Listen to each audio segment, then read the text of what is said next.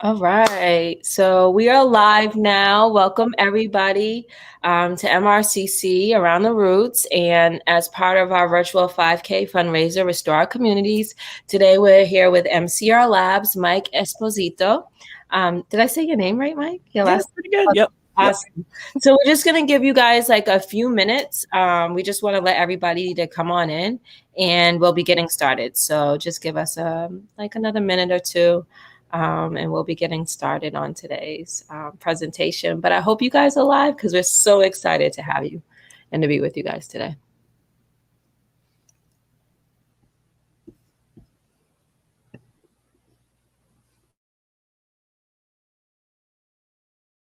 Hey, we're getting some comments. Hey, Kalim, how are you today? You guys can drop some comments in the chat and talk with us as we're waiting. And I'll definitely chat with you guys. Mike, you're welcome to jump in too if you want to. Yeah, drop a comment and let us know, like, tell us which strain you're smoking today. How about that? So I had homegrown, and I was gifted from this weekend from a bike ride. And of course, I smoked all of it completely. So it was awesome, you guys. Homegrown is always amazing. Like, I'm always blown away. And yeah, I can't wait to get some more. So I'm going to be hitting up my home growers. Let us know if you're not, what strain you're growing. How about that? What kind of strains you guys are growing? Ooh, Tropic OG. Are you familiar with that one, Mike? I'm not. These strains are coming out every other day. There's new strains. There is new strains all the time. Yeah, when I was growing, it was all about cookies. I just grow whatever cuts I can get from my buddies at this point. Yeah, right. Having the cuts is critical. Yes. Let me see. I'm gonna look this up. OG. We're about to get started in another minute. I just kind of curious about this strain. Indica dominant. Sounds nice. Okay, I have to do a little bit more research on that one. I just did a quick Hawaiian genetics. Oh, we're gonna have to talk. Definitely, Clean. We could be going on and on about these genetics and the strains. Definitely down to do a genetics talk. But I do want to get into today's session because I'm really happy to have Mike with us today and for the presentation that we're going to do. Mike works at MCRLabs and is a scientist, really amazing. And I just want to ask you a few questions, Mike, so our audience can get to know you a bit. Sure. Can you explain to us like how you got into cannabis and the science of cannabis? Like, what motivated you to explore the science? Like, were you always into science, and this just happened to be a happy marriage, or like how did this whole arrangement come so that you're working at MCRLabs as a scientist? Like, this is, a lot of people are really curious. How do you become a scientist in cannabis? So if you can share with us like how this happened for you. Definitely. I think like a lot of people, I got interested in cannabis first when I smoked it. I really liked that a lot. And then growing up, my mom was always a big time gardener, so I was always out there helping her out. I really loved hiking through the woods, looking at the plants out there. So I was getting out of high school, and I thought, hey, maybe I should do something with plants. I went to UMass Amherst, the plant, soil, and insect bio major there. And in the back of my mind, I was always thinking, if whatever I want to do here fails, I can just grow cannabis. Everybody wants cannabis all the time. I want cannabis all the time. So, I did that whole thing, did the undergrad, and I was going to go into the sciences there. I was actually about to start a PhD in plant molecular bio. The lab I was working at was doing some really cool stuff with like engineered rice that you could grow in really contaminated areas. I had a lot of like Southeast Asian lab mates in there, and they're from Bangladesh, India, where you're seeing a lot of like contaminated groundwater.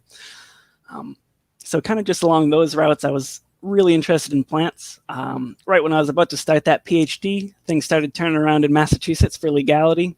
I said, I've been in school for a while now. I like working with my hands. I'd like to grow cannabis for a while. So I got on board there. I want to say one of the first 3 dispensaries to open. That was awesome. I learned a lot. I hadn't really grown cannabis prior to that, so my background is in growing like begonias and chrysanthemums and stuff like that. But it turns out they're really similar. So that went great. I ended up going to a different dispensary not that long after as another grower. And towards the end of that time, we had set up our own tissue culture lab in there. We were really excited to do that. I was able to do stuff I was doing back at UMass, and it was awesome. And then the state said, hey, we really don't think that we're going to allow tissue culture in the cannabis industry. Right. So at that point, I was back, in the lab bench working under the hoods and stuff. So I kind of got a taste for the science again. And at that point, I said, hey, I should apply at MCR. They were looking for a microbiologist, and that's how I got where I'm at today. Nice. So that was a full journey for you. Oh, yeah. And how do you find being a scientist in the cannabis world? Like, what has this experience been like so far for you? It's been awesome. You meet people from all over the country, all over the world. They're just as nerdy as you are, and they also like to smoke like you do, which is really unique. When I was in school, I was kind of bashful about it. I remember specifically telling one of my best friends at the point. He was like, hey, do you smoke weed? And I was like, yeah, but don't tell anybody about it. So now being able to be open about it, talk to people who are both huge science nerds and cannabis enthusiasts it's really great. I think that's one of the biggest stigmas that against cannabis, right? Is that's used like in the propaganda that smoking weed is going to make you dumb. And how a lot of nerds like hide their cannabis consumption because of the stigma. And so we're smart, right? Like we're fully smart. And there's this stigma that's stronger than whatever degrees we present, whatever academia we have behind us, whatever, accomplishments we've made in academia or intellectual, world, wherever in our field. It doesn't it doesn't really do justice against those decades of harm of propaganda. So there's a lot of us still in the closet, I feel like, us nerds, like in the closet with our cannabis love. So yeah, thank you for coming out and pursuing your dream. So today, you guys, if you actually want to screen present now, that would be dope. Mike's going to do a presentation, you guys, today. And I'm actually going to please drop in the comments any questions. And we will be asking questions towards the end. And I will be asking questions as Mike goes along, because I feel like Mike is around this information all the time. And there's a lot of us that have questions. The information can be presented too fast, or we haven't had enough time to absorb all the knowledge that's being presented towards us, in asking questions in a impactful way, or in a way that can help create more like, oh, that's why this is being presented towards us. So I'm more going to be approaching questions from like a newbie perspective. For anybody in our audience that's, more of a newbie, new to growing, not really sure. Or if you're already like, I'm a pro grower, why would I need testing, or do I even need testing? Like, what is this all about? And asking questions from that perspective. I think if you have any sort of questions, regardless, drop them in the chat and they'll immediately pop up for us. And we're more than happy to answer any questions today. So I'm just going to let Mike take it away from us today. Thank you, Mike. All right. Sounds good. All right. Thank you, everybody, for joining us today. I'm Mike Esposito. I'm the lead microbiologist over at MCRLabs over in Framingham. And today we're going to go over the tests we offer, and we're going to provide some examples where you might want to use them in your own home grow. And we'll also provide some real basic tips for home growers who may just be starting out, or maybe, seasoned veterans. All right. So first, we will talk about the tests that we offer at MCRLabs. And these are just the general tests you'd see at pretty much any testing lab across the state at this point. So the first test that we offer, and what's usually the most interesting to home growers, are the potency profiles. And these are for two major groups of secondary metabolites, or pretty much just compounds that the cannabis plant can produce. And those are your cannabinoids and your terpenes. So these are kind of the compounds that are responsible for giving your cannabis different traits, whether that's a medical trait, a psychedelic trait, etc. And while you might see really high counts of something like a THC, if you only have a plant that's just THC, there's no terpenes or other cannabinoids in there, it's going to have a really distinct and different effect from a plant that would have the same amount of terpenes, or the same amount of THC, along with other various terpenes. That's what they call the entourage effect. And that's kind of the way all these compounds interact together to give you a really unique effect from strain, kind of what makes strains different from each other. So, wait, can you just go back? So, the entourage effect, is that basically like the fancy word for full spectrum? Yeah, definitely. Yep. I've seen full spectrum before. So, is entourage like another effect? The entourage effect, another way of if you see a label that says full spectrum, they're talking about the entourage effect. Exactly. Yep. So you see full spectrum. These are people that are trying to make sure they preserve that terpene compound profile in there. A lot of the extraction techniques, you might just be pulling out something like an isolate, which, some people love that. It's not for everybody, but exactly like you're saying, that's full spectrum. You're really trying to tap into that entourage effect. And can you just go into just a little bit, like, I've seen terpenes before and that being talked about, but I haven't seen anything like really stressed about cannabinoids. Can you just say a little bit about the difference between those two? Like, why would people care about either one of those in their plant? Sure. So the cannabinoids we're talking about, the primary ones are THC and CBD. THC is more known for those more psychedelic type effects, maybe something a little more recreational. You want to feel a little silly, versus CBD, which is known to not really have any psychedelic effects. Could be something that's more diagnostic to like a pain treatment. If you have arthritis, I know when I have like sciatic nerve pain, I'm really searching for CBD to help that out. And like we were talking about before with that entourage effect, THC and CBD interact in some kind of interesting ways. I know personally, if I take a dab that's really high THC, if I start to feel nervous or anxious, I can hit some CBD, and that'll kind of counterbalance that effect and bring me back to a more kind of calm and centered state of mind. So, and there's other ones, right? Because there's like CBG, and like there's a whole series ones, right? Like there's like THC and CBD are like the most popular ones, but there's way more, and a lot of these other ones are being found to have even like that's where the health benefits are, right? And like a lot of consumers don't realize that they're finding like all these other ones playing a role and being like anti-cancer and stuff, but really by them all working together, like isolating them doesn't work. You need them all to work together for the entourage effect, which produces like these anti-cancer and other things being found in studies. Yeah, absolutely. And honestly, they're still discovering new cannabinoids. I think one of the ones that just was discovered recently was called like THCB or something like that. And it's like a way more potent form of the normal Delta 9 THC. But yeah, exactly like you're saying, you get these at different levels in different combinations with each other, and you're going to get pronounced different effects. That really lets you kind of tailor in what you're trying to get out of your experience with cannabis. The nerd in me is totally geeked out. Okay, keep going, Mike. All right. So those are our chemical potency tests. And then aside from that, we also offer a lot of safety screens. Now, these screens are mandated by the CCC in Massachusetts for any product that's going to be sent out to the consumer. But despite just the regulated cannabis having these, a lot of these screens are also really important for you as a home grower, and they can tell you a lot about your cannabis and even about your environment. So the safety screens that we offer are heavy metals. That's going to be things like your lead, arsenic, cadmium, or mercury. Pesticides, I don't know that list off the top of my head. That's the chemists know those ones, but those are pretty much things that we would commonly see used in a cannabis grow. You really don't want to take them in.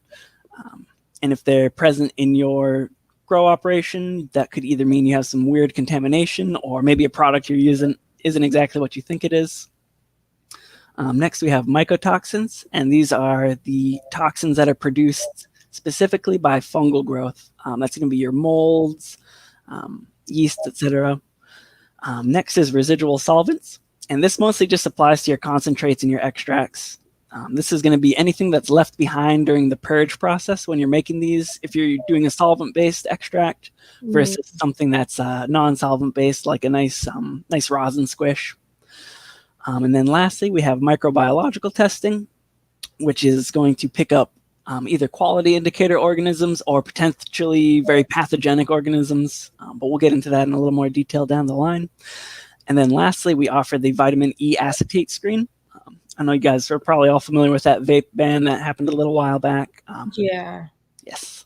So we really want to be able to detect that if it's present. Okay. Nice. Okay, and that's a nice full list so that you can be able to see what's all. And all of these things impact the quality, right? And so like everything that's when you go to purchase from a dispensary, it should go through like this full panel typically, right? Our dispensary, like all of the weed from there goes through a full testing panel.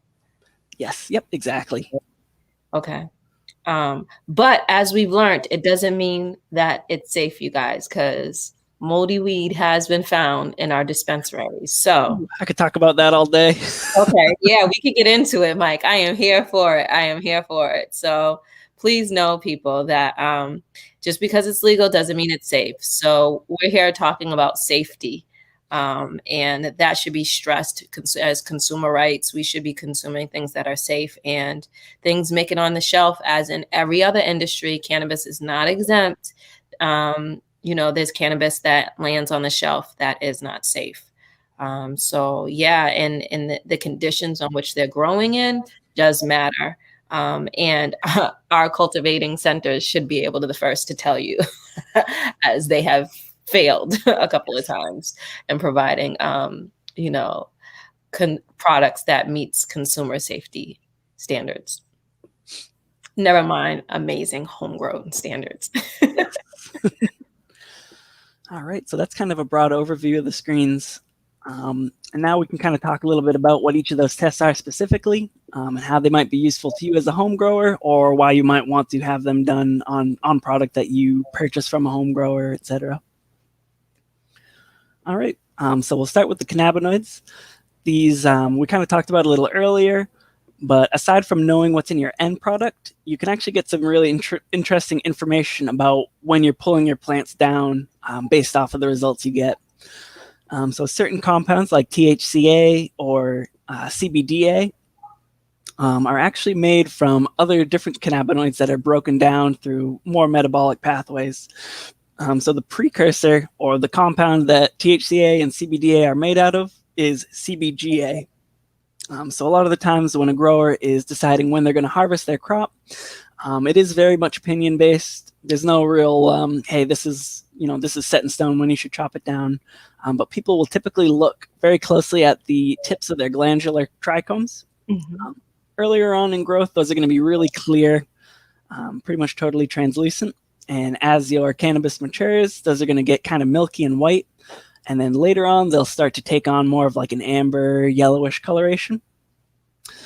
So if you are looking for more of like a buzzy, THC heavy high, you might want to harvest a little earlier when your trichomes are looking kind of milky white versus later on when they're a little bit more yellowed out. But if your eyes aren't really good, you can also kind of get this information based on your cannabinoid screen. So pretty much if you take your plants down and you see there's a really high amount of CBGA in there and there's a lot less THCA or CBDA than you would expect, you might be able to say, hey, I'm chopping this a little bit early. I should let the plant go a little bit longer to kind of finish converting that.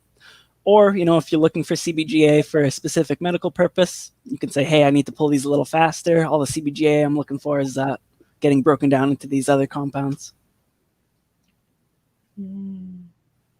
Okay.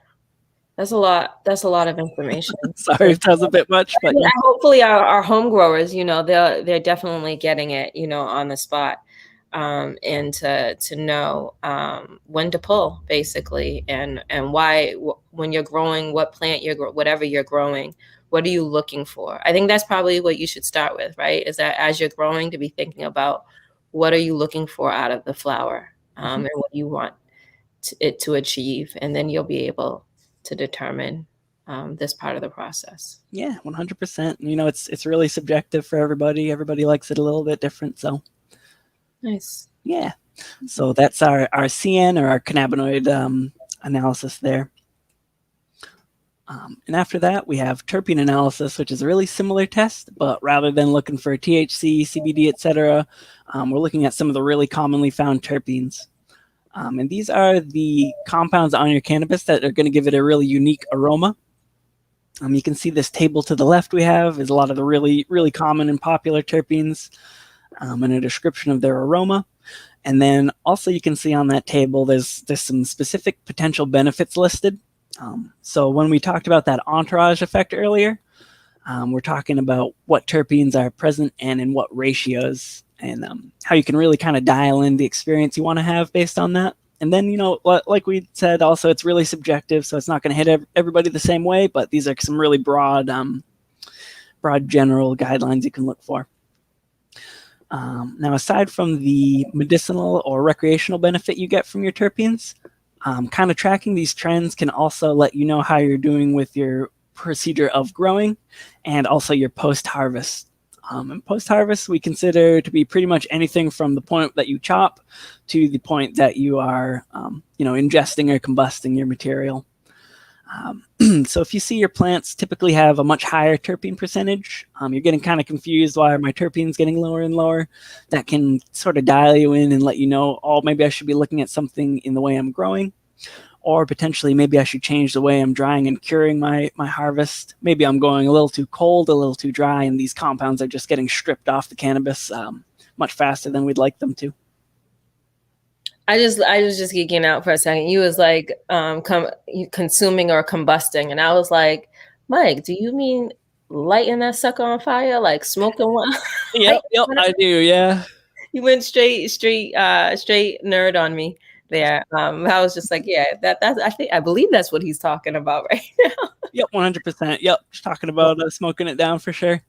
Yeah, I was just reading this, and I just think it's really interesting how the plant, as it, whether it's happy or whether it's stressed, will impact the plant. And I tell people all the time, like, a happy plant produces a happy high. If you're not having a great high, your plant did not live a great life. Abusing the plant will create an abused high. Like, you can have a depressed high from a depressed plant. So these are living organisms. We should be treating them with the highest respect, because the energy you give is the energy you shall receive. So just treating it as a basic like commodity really, really just like abuses the plant. And in turn, you're going to have an abused high. Like, it's not even that great of a high as when the plants are grown in a healthy and happy way. What do you think, Mike? Oh, 100%. I've smoked that cannabis that's, oh, great, it's over 30% THC, but there's no terpenes. I smoke that, I just get scared personally. Right? Yep. Oh, and yeah. the high doesn't even like last the same way. It doesn't have like, it's like you get that high and then it's gone. Like it's just like I've noticed a difference, at least for me in my body. Like those type of plants, like, yeah, you achieve it, but then they're not sustainable. My body just they don't stay with my body the same way as like a happy plant, a happy high. That high lasts for a long, long time. Like, and I consume less. Like it's just a much better high. 100%. That pulls back to the full spectrum extracts like you were talking about before. I feel it's different if I'm hitting an isolate on a dab rig versus like a nice rosin. But yeah, no, terpenes are critical in my opinion. Yeah, definitely. All right.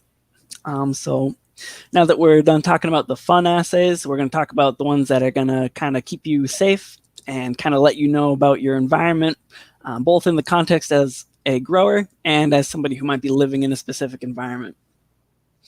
So the first safety screen we'll talk about is the heavy metal screen. And these are compounds that are known to be really toxic to humans over time. We've seen it. We know we have a really rich history of studying lead poisoning. I mean, we see down in Flint, Michigan, the effects that has on a developing body. And essentially, like, we know these aren't things you want to be taking in on a regular basis. And unfortunately, there's a lot of different ways that these compounds can make it into your grow. One of the really common ways that this could happen would be if you're growing in an older house. Maybe you're growing alongside an old painted wall. A lot of pretty heavy lead-based paints used to be used, and these are things that are going to land in your soil, potentially get into your groundwater, or otherwise contaminate. You can see in this image to the right, what we have here is some old lead paint that has taken on an effect that's known as alligatoring. So if you see this anywhere near your grow, you might want to watch out for lead getting into your grow in that way. And I know, like, for lead in paint, this was done for a long period of time. So like housing that was paint done in the 70s, 80s, like you still have lead paint on old housing. And if it's in your neighborhood, it blows into the air. So it's not even just like your next door neighbor. You should be looking at who's ever within probably like a six block radius, right? For especially in the if you live in a city in a congested area, looking at at least a 6 block radius for lead. And also lead, I don't know if you guys know, but like one huge thing that was discovered about lead, like gas was de-leaded, right? But like up and through the 70s, I believe gas had lead in it. And they started, there was a direct correlation. They credit it towards something else, but there's a direct correlation between lead and violence, right? Like lead and violence, lead and ADHD, lead and violence, and a lot of other things. There's a lot of correlation with lead. And so it's really important, I think, as we're growing our plants, to pay attention to any lead or heavy metals that it can be absorbing, because all of this can be impacting our health and disorders and all the other ways. So the plant is 100% safe. The soil and the environment, no, not so much, not so much. Yep. I think we got to be, and here in Massachusetts, like we have such old land, old housing. There's always like a stress for housing preservation. Like they're always talking about preserving something, right? From the pipes to the framework and the details and stuff like that. And I just feel like there's so much contamination and people aren't aware of it, or they've normalized it because it's part of Massachusetts culture to protect its colonial roots, and now we're living around in lead neighborhoods and stuff, and people are still, I still see housing, like people are still going for de-leading their housing. It's still a process that's still occurring for homeowners across the state of Massachusetts. Yeah, 100%. Massachusetts, we have a lot of these really old apple orchards too. We'll talk about it a little bit further down as well, but a lot of the old like agricultural practices they were doing 100+ years ago, like we look at them now, it's extremely reckless. They would literally spray the apple trees with lead arsenate. So, if you're growing your cannabis anywhere near an old apple orchard, you really might want to look at your material to kind of get an idea of what's getting into your soil there. So it's not like farming has a history of like practicing like healthy grow methods, right? Like this is we're dealing with a country whose grow methods are not produced, putting the consumer first, putting community first. It's always been, which we know based upon the foundation of this country, right? That this is a very capitalistic, profit-driven country. And it will use any human being at an expense for the profit. So yeah, definitely make sure the environment in which you're growing in, and the metals around you. If not for the plant, then for yourself, please. And usually, if your water, you can get tested through your city's local water facilities. They frequently offer that for free, as well as like the testing kits for that. So you can get your water tested, and to check that out, and to go through your local municipality, through their website, and find out where the water is being managed through, and to contact them and they offer that typically for free, for wherever you're renting or residing at in Massachusetts. Definitely. All right, so next we'll talk a little bit about pesticides. Like we just talked about, back in the old day, they loved to spray lead arsenate on anything. In the current day, they're still doing some stuff that's a little bit reckless. And as a cannabis grower, a home grower, if you're growing outdoors, you are 100% exposed to whatever it is that your neighbors are doing. If that is something like crop dusting, like you can see in this image to the left, there's going to be a tremendous amount of pesticide just in the air around you that can very easily drift into your cannabis plants. And a lot of these pesticides, they may be EPA registered, but they didn't do any study on the pyrokinesis of these compounds. And that's literally when you light it.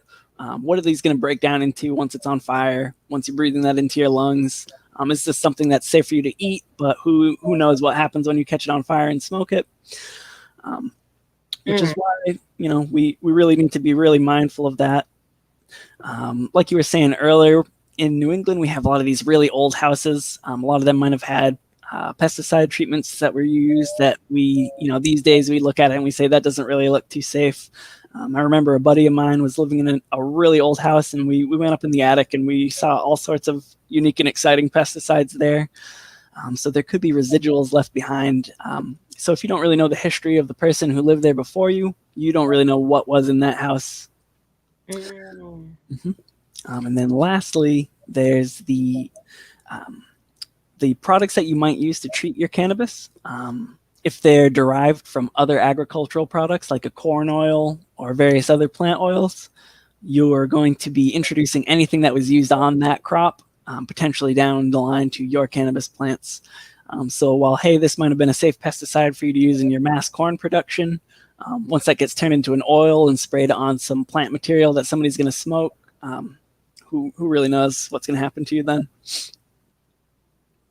Oh, wow. Okay.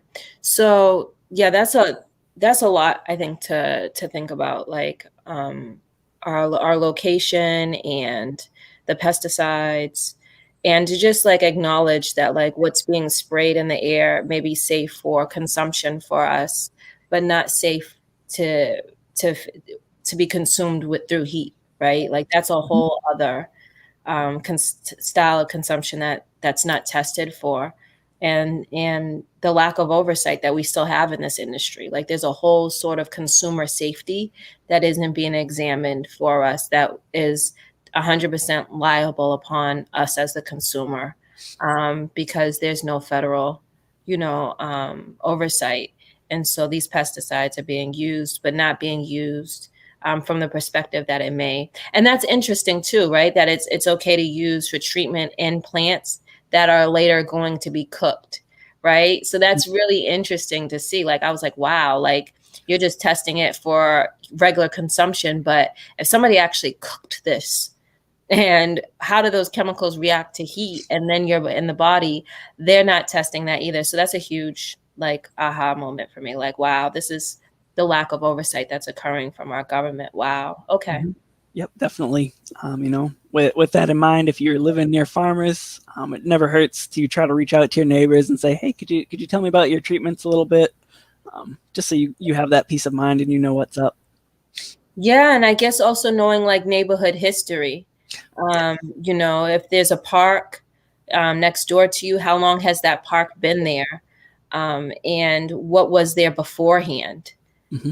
That's huge to know. And also to know the treatments, like you were saying, pesticide treatments from the cities on how they've been treating and your neighbors, like even their grass, right? Like even like pesticide treatment on their grass, mm-hmm. And any water runoff. Where do you live in relation to them? Is the water going to be coming down towards you? And how is that going to impact anything on your property and how it's growing, because now you have residue like running off of their property onto your property. So that's something else to consider. There's just so many ways that it does impact you. Absolutely. All right. Now we'll talk a little bit about mycotoxins. these are getting a little more traction lately, even in the food industry. I was just talking to a coworker today about corn and how we see, there can be tremendous amount of mycotoxins in corn. And these are toxins that are produced by funguses. Those are your black molds that you might see growing in the walls of your house potentially, gray molds that are growing on fruits and vegetables, etc. And we know that chronic exposure to these compounds is really bad for humans. A lot of them are mutagens or carcinogens. So over time, if you're consistently exposed to mycotoxins, you run the risk of, developing a cancer or any other related illness to that. And we know that different species of fungi are going to produce different types of mycotoxins and at different concentrations. And then we know also that in the process of extraction or concentration, some flour material that might have had low or trace amount of mycotoxins could potentially be concentrating that into your extracts. So while you're going from a plant that has 18% THC and you're converting that into an extract that has 80% THC, you need to also consider that conversion rate might apply to mycotoxins if they're present within your cannabis there. So you just lightly touched, it could be very hazardous to human health. Mm-hmm. How and why should we care? As like we here for the weed. Is it a little bit of mold never hurt nobody? Like what's happening if we do happen? Because I remember when there was mold found in weed from the dispensaries. So can you just go into like a little bit like why consumers should really care about clean weed, clean cannabis consumption for themselves, especially while homegrown, whether from the dispensary or homegrowing, it should be the same standard. Yep, definitely. So we're really worried about these mycotoxins just because of, these are things that have been studied for a long time because they also are in the food industry. And we just know these are going to, potentially break down your DNA over time. These are all compounds that fungus will produce if it's feeling threatened, if it's got natural predators coming for it, or otherwise it's getting that stress, it's getting attacked. It's going to put these toxins out because that's kind of the fungus's defense mechanism. And pretty much through that it's designed to push something away. Organic things like us, we shouldn't be eating it. Because it's literally evolved to be harmful to other living things. And there's when it's in while your plant is growing, if it does become contaminated with mold, typically the plant exhibits certain characteristics of different mold, right? That it's been now of mold contamination. So I think some of those symptoms are things you can look for. Right, what you should be examining, like the health of your plant, like examining the leaves, and examining the health of the plant to ensure that it's in a healthy state. Do you have any like examples of like a plant that's contaminated in mold? Typically, what are some common characteristics that you would see? Yeah, definitely. Depending on the type of mold, you could see a lot of really different characteristics. A lot of the times, if you're seeing mold that's kind of in the root zone area, you'll see a lot of wilts. These are going to be fusarium wilts. There's something called damping off. This is something you might be really familiar with if you grow from seed. More or less, your seedling's going to grow up a little bit. You're going to get really excited. You've got a great plant coming, but then a fungus in that root zone is going to attack it. It's going to break down the tissues in that stem, and it's just going to flop right over. Then you just kind of have a cup of mush. But that's actually a result of fusarium, which is known to produce a lot of different mycotoxins, and it's known to be found pretty commonly in cannabis. A lot of the more cannabis flower-based ones are going to be things with a lot of like white fluffy growth, like a penicillium. Probably the most common one is bud rot, which is usually caused by a fungus called botrytis. That's kind of a gray mold. That one's really interesting. That's also a fungus we see a lot in like the wine production industry. And we know for a fact that there's a lot of risks to human health to the point where a lot of people in these agricultural industries will have very specific illnesses named after their trade. So we know if you're growing wine grapes a lot, you could develop something that's known as wine grower's lung. And that's from you just inhaling these botrytis spores every day while you're doing this. And if we're seeing this a lot in our cultivation areas, we got to consider that not only is it really dangerous for you to be smoking this all the time, if you're working in there every day, you go to work and you're just exposed to these spores, you're really at medical risk. And remember, folks, if the environment is not healthy towards the plant, it will not be healthy towards the worker. And that it's the environment that needs to change, not the plants, not the workers, the environment, which comes down to the business. So that would question if we're structuring the buildup of this industry correctly, right? If it ends up producing something like a cannabis lung, like if this is something, because we know cannabis doesn't produce these things. So if workers are developing like a cannabis lung, like, wine grape lungs or whatever is the case, then I think that this industry needs to seriously examine its setup practices, right? And that's a whole other conversation. But yeah, the health of I would imagine growers to be like top notch, because the plant should be in a loving environment. So this is not like coal work or working in the mines or something like that. This should be an environment free of mold and fungi. So yeah, if that starts to develop out of our industry, then that's a huge red flag. Our cultivators have it completely wrong, and they're not approaching. This is what happened. That would be another example of consequences of putting profit before people, or profit before plants, profit before the earth. That could be another great, headline thing for that. But yeah, 100%. All right. Next, we'll talk a little bit about our microorganism screens.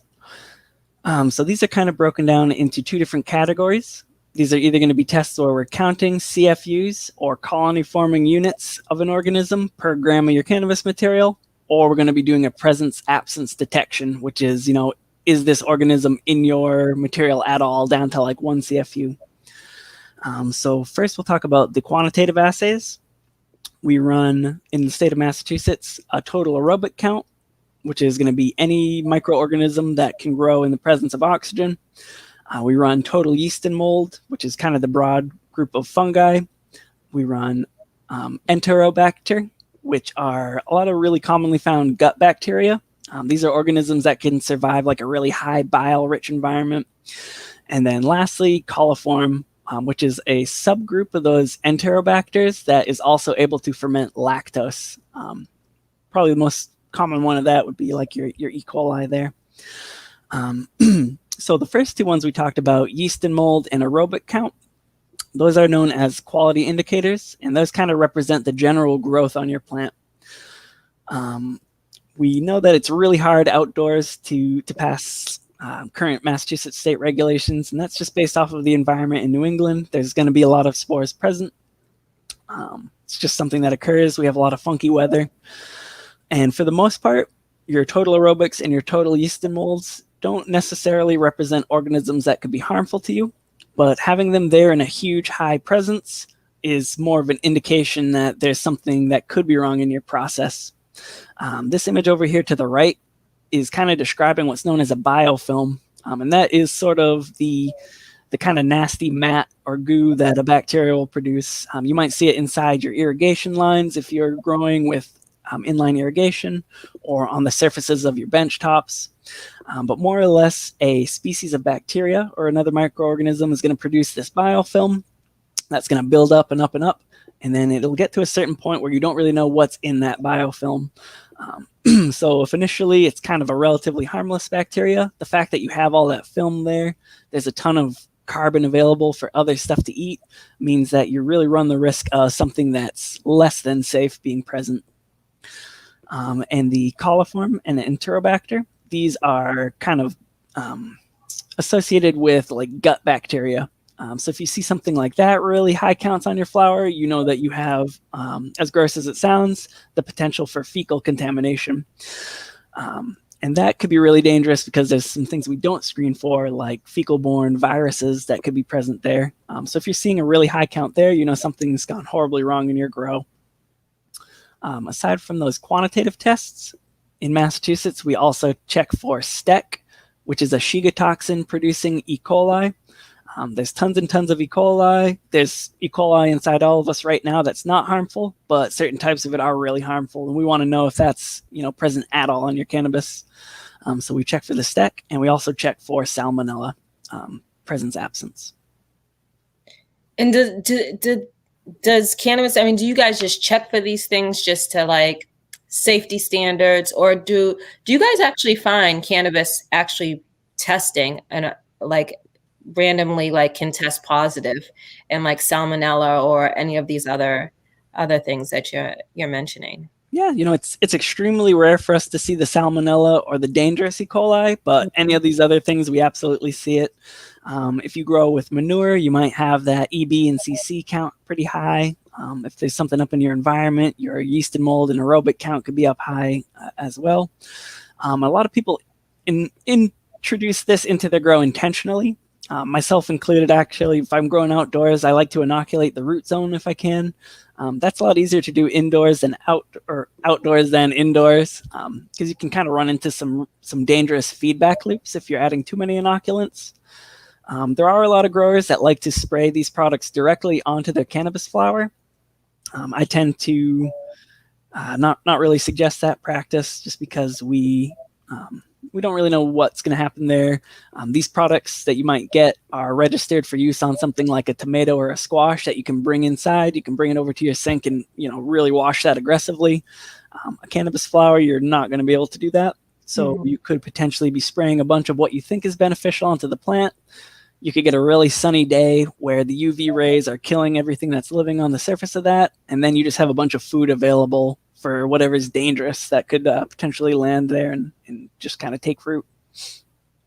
And I just want to ask you, just because we're not all as well versed as you, but I noticed you use the word inoculate throughout this. And can you just tell us, like, for any of our viewers that are unfamiliar with that word, what that word means in relation to this? Yep, definitely. So when I say inoculate, what I mean there is you are purposely adding very specific microorganisms. Myself personally, I only add them to the root zone. And there's a lot of really cool stuff that can go on down there. You might know about mycorrhiza. That's a type of fungus that grows in the root zone. It has a really beautiful symbiotic relationship with your plants. Your plants are going to produce carbon through their root zone all the time. Those leaves are sending sugar down. That sugar is coming out, and it's actually going to feed the mycorrhiza. The mycorrhiza down there are going to help that plant convert and uptake nutrients, could help it survive some drought stress or other kind of stresses that could be introduced. And then aside from that, there's a lot of really interesting study on certain strains of bacteria that could cause your plant to maybe produce more essential oils. But there's a lot of study going on that right now. So certain fungi and certain bacteria is actually good for your plant. Yep, definitely. In moderation. I wouldn't suggest adding a ton of it. A lot of the times these products also are in sugar-based things like molasses or powdered sugar. And you can kind of run into complications if you're throwing that into your root zone every week or every day even. Do you throw sugar in your plants in the soil? Only when I'm inoculating. I'm kind of a little more. I'm a little harsh on my plants as far as I trust these guys to be pretty tough. They can make their own sugars. They got the whole sun up there. But no, I do know a lot of people that like to feed carbs, and the plants do really like it in moderation. Nice. Yeah. All right. So next we'll talk a little bit about residual solvents. And these are things that are going to make their way into your product if you are concentrating or producing extracts either from your cannabis flower or from your trim. We've seen so many different ways that extracts could be prepared. One really popular method is to use butane to produce butane hash oil. Essentially, when you're doing that, you're packing a column really, really tight, You're going to run some butane through it at high pressure, and that butane is going to act as the solvent. It's going to dissolve the compounds you want and bring them into that matrix. And then after you have that kind of liquid form, you want to do what's known as purging, where you're pulling all those solvents out. That you might see something like a nice slab of butane hash oil that looks a little bit like Swiss cheese. And that's actually from the bubbles of those solvents kind of evaporating out. We've seen this done with butane, propane. I think people use hexane sometimes. It's kind of amazing, actually, how many different approaches there are to producing these extracts at this point. But we've seen things like turpentine, things that you definitely do not want to inhale, and you really need to be sure that you're purging them correctly. So through our residual solvent screen, or any residual solvent screen offered by any lab, you're getting an idea of how effective your purge was. If you're seeing stuff that remains in there, you might need to change your approach up a little bit. You might need to purge it a little bit longer, or look into using something like a rotovap, like you can see on the image to the left. That's going to kind of spin the material around, make a lot of surface area for things to evaporate out of, or even potentially something like a vac oven, which is going to put your extract in a really low pressure environment. And that's going to allow those solvents to boil out and make their way out of your solvent, or out of your concentrates or extracts. Okay. Learning something new every day. Definitely. If you're really nervous about residual solvents, there are CO2-based extracts. They use supercritical carbon dioxide. What makes it supercritical is that it's at such a high pressure that it goes from a gas to a liquid. They use that liquid form to extract out, and then all that's left behind would be any CO2 that didn't get purged out, which we breathe in every day. We produce it, so that's a lot safer than breathing in like a pentane or a turpentine or something like that. And then there's also solventless extracts like rosins, which are just formed through high pressure and high heat. And those are my favorite personally. And for extracts, do in the packaging, do people typically go into their, like, what solvent they used? Is that usually part of the packaging? Like, what happens if you're like, I don't want to, deal with any that uses this certain chemical as part of it because I have more of a reaction? And is this something that's passed on to the consumer as part of packaging, or once it's there, you don't know, because that's not typically? I'm actually not personally sure if it's like mandated for them to have it on the label, but a lot of people will have that on the label just because people trust butane hash oil. There's a lot of back and forth. Hey, the CO2 extracts don't have any terps in them, so I want to look for BHO, or I'm scared of breathing in butane, so I want to look for a CO2 extract. Yeah. So it's still growing, evolving, and finding its way, and sharing information is currently what's happening. Yes, definitely. Shout out to all of you for all of your hard work and helping to create the data so that we as consumers are getting a healthier product as time goes by. Definitely. All right, so that's kind of a broad overview of what sort of testing you could get done out of the lab as a home grower, sort of why you might want to do it, and what it can kind of inform you on with regards to your environment. So next we'll talk a little bit about some really common tips just to keep your grow as safe as possible. So the first thing to keep in mind is that cannabis is unique. Like we talked about before, products that are totally safe for you to use on your squash and your tomatoes are not going to necessarily be totally safe for you to use on your cannabis. So you need to keep that in mind. You're not just eating this unless you want to. You're going to be catching it on fire, putting it at a really high temperature, concentrating it, cooking it into something. So some product that you might see that's fine for you to use on your tomatoes may not be fine for you to use on your cannabis. And especially something that's fine for you to use on like an ornamental flower, something like a chrysanthemum, that's definitely not something that you know to be safe to use on your cannabis.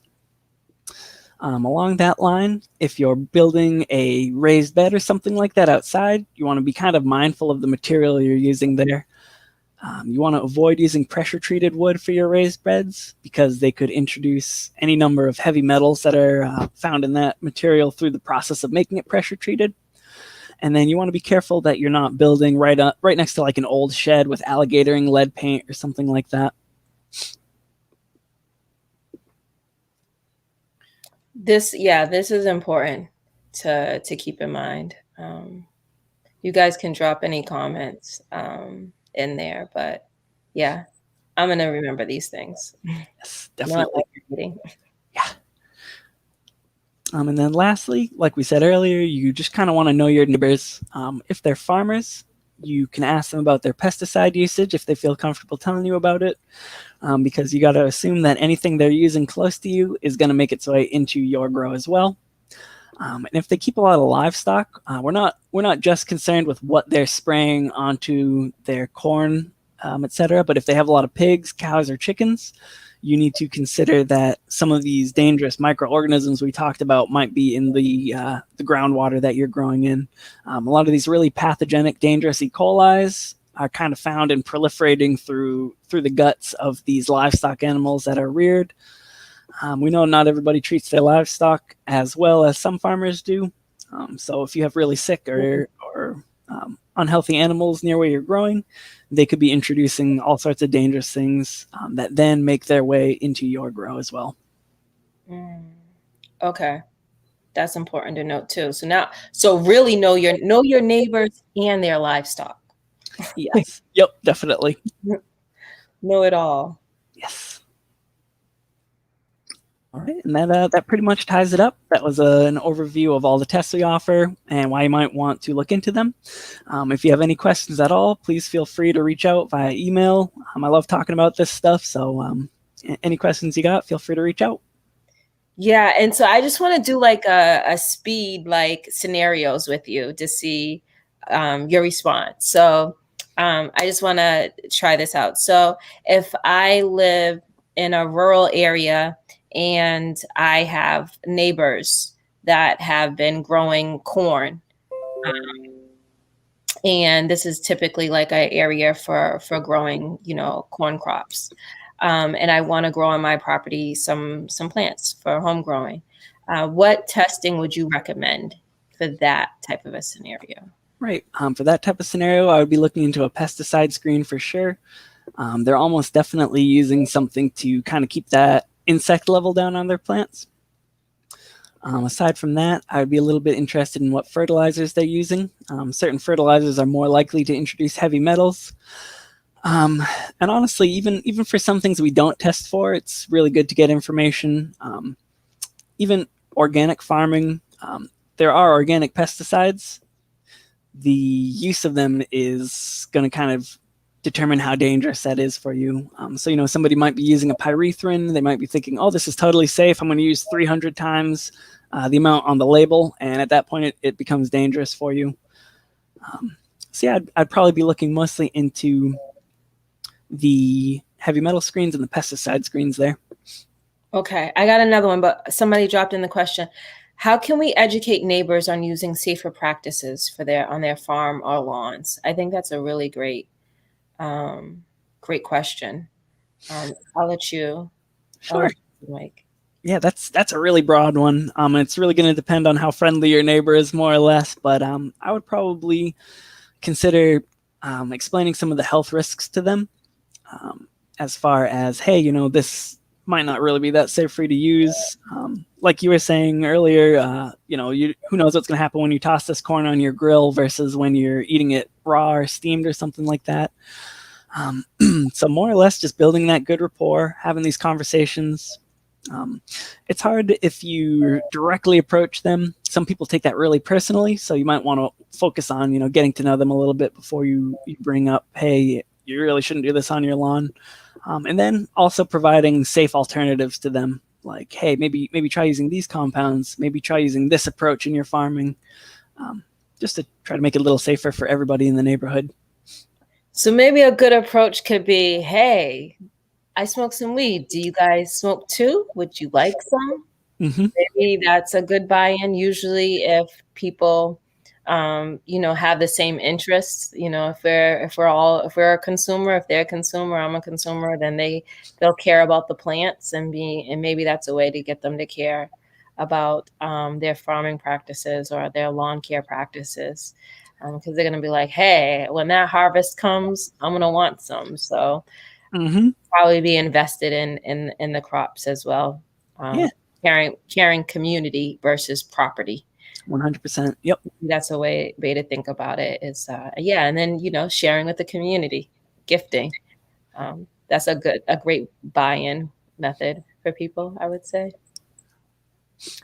Okay. So a second scenario I want to ask, is if you live in the city and you're really, a lot of people are all over you, right? So say you're doing indoor grow. You don't even you're in the city, you don't have any access to outdoor grow, you're living in an apartment, and your apartment is a 3-story home that's been converted over into 8 condos, so it's like now it's been broken down, each floor has been broken down into like separate apartments, right? Where it's used to be like a 1 family with 3 floors, or 2 family or 3 family or whatever. Now it's been broken down into condos and apartments and stuff, luxury condos at that, right? But all they really did is do some superficial updates. And that's basically it, and charging, luxury condo prices for superficial, and your luxury is having a washer and dryer, an updated washer and dryer. What testing would you say, and for if you're in one of these housing conditions where you're compacted, even indoors, like the air circulating, you're sharing with multiple people on your floor, never mind, it's multiple floors, and then the housing is like really old and only superficially been updated. What testing would you recommend for somebody living in those conditions? Sure. Yeah, I think somebody living in conditions like that, I'd be really interested in the microbiome screens.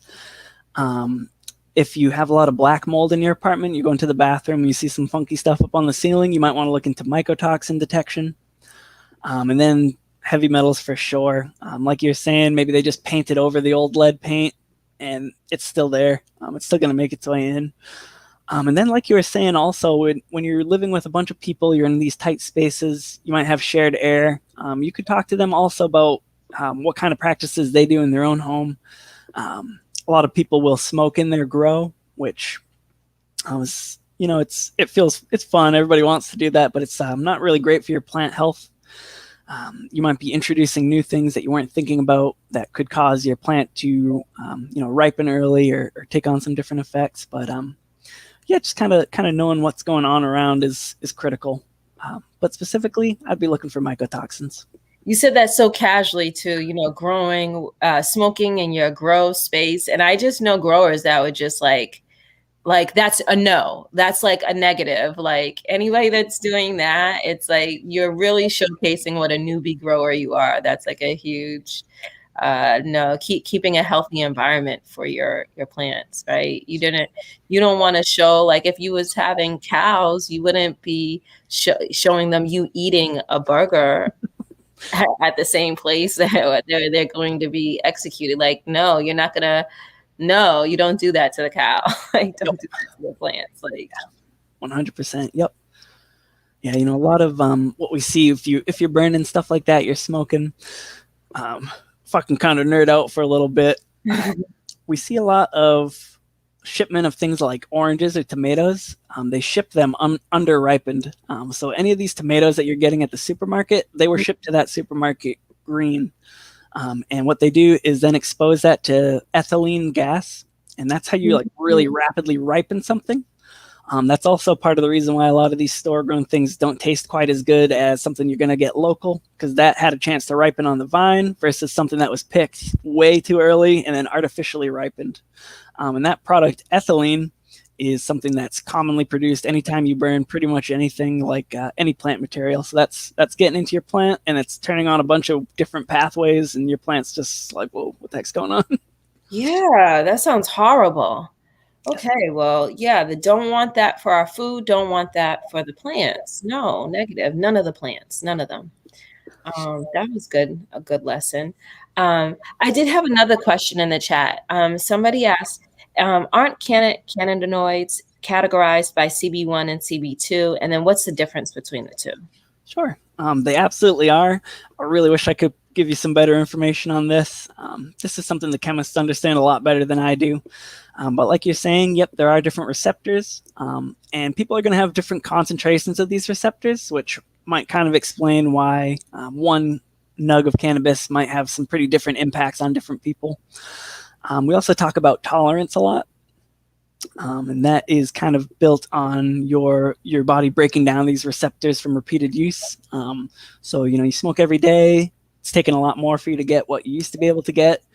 Take a little tea break, let your body produce these receptors again, and then you'll see a different experience from what you were just feeling. Well, thanks a lot, Mike. I really enjoyed chatting with you today and all of the things we were able to learn about testing. And I hope everybody learned a little bit more. And please drop in the chat if you have any more questions. And then you saw Mike, you could contact him directly. You can contact us at MRCC. And just also a reminder, we have our 5K run fundraiser going on to restore our communities. All funds raised go towards our restorative justice initiatives. And you can go to the URL bit.ly/restore 5K run 2021 and register to join. Really, really excited. And also just reach out to us. You can email us at hello@massrecouncil.com.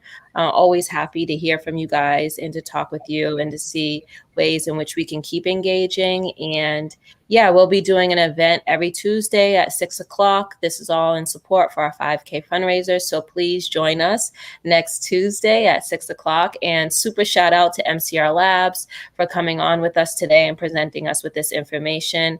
And really, thank you so much. Like, I was just like, as home growers, really examining the different environments and the conditions and presenting this out to the public and for a public conversation to be occurring around testing and safety consumption, because if these have to be provided for, our businesses and, looking at the environment in which the plants are growing in, for so many consumers that are new to growing, the concept of even having a safe environment can be huge. And what does that entail? So I just want to thank you today for taking the time with us today and presenting all this information. You rock.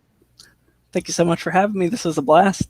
Okay, awesome, you guys. So that's it for us. Make sure to go ahead and if you haven't already roll something up right now. I'm about to get to rolling mine and I got to water my babies for today. So love you guys and see you next Tuesday at 6 o'clock. Bye. Take it easy.